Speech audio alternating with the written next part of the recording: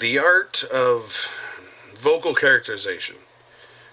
You have all these cartoon characters and voice actors for the big movies and things, and like look at I just watched a special on Mel Blanc, and I grew up on him.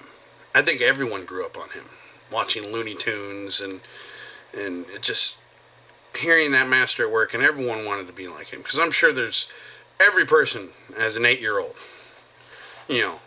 would sadly admit that they tried to hide behind a little tiny pole, and and in your mind it worked, and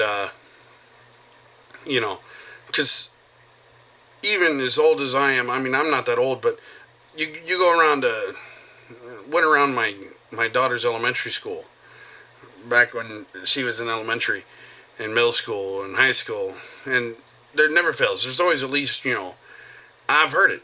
One random, yeah, what's up, Doc? And that's despicable.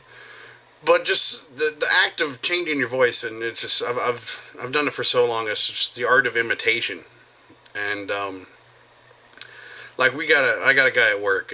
I happen to work at a pork plant that happens to rhyme with bison. I don't know if you can figure that one out, but we have this one guy. He's always like everything he does. His excuse is I'm Bosnian.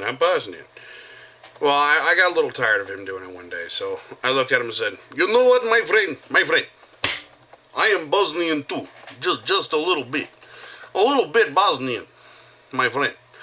In fact, every day when I come into work, I don't exactly know who I'm going to be when I come into work. I just kind of pick and choose random nations, and that is who I am today.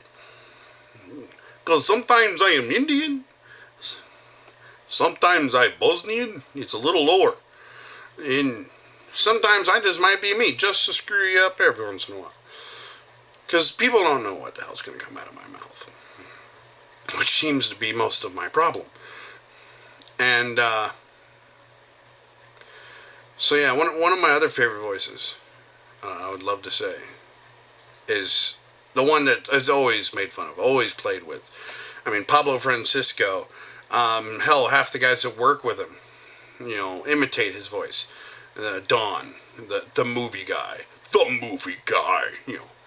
in a time, in a place, in a world, always starts off with one of those three phrases, But he's got one of my favorite voices. One of my other favorite voices is the old school Twilight Zone guy.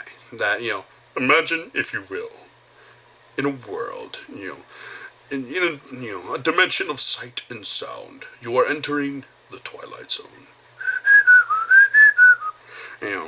Just these low-voiced voice actors. Don't even really use them for their faces, but just their voices.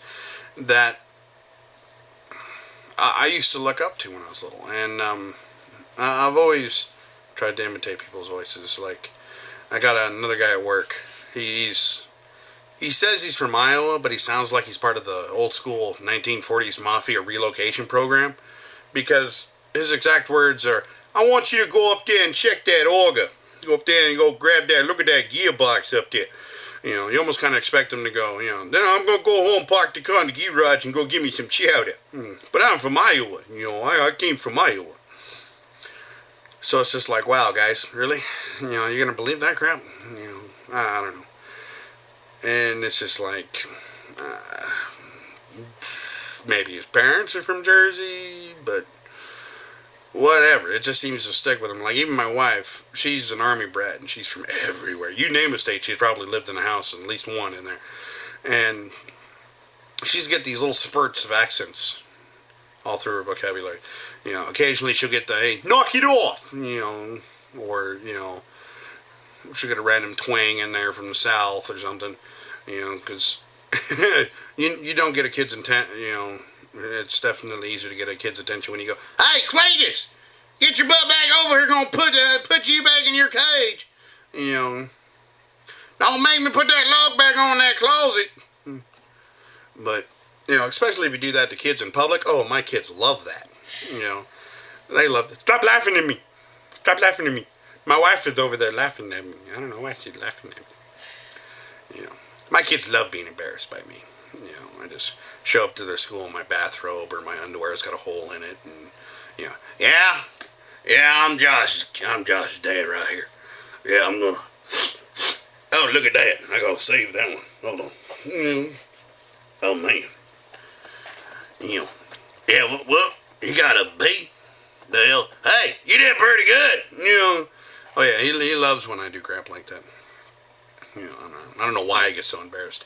You know, especially, you know, walking around in the middle of the mall going, you know, and crazy set of antics like that. You know. But I would like to think that I am teaching my children not to be embarrassed by no matter what they do.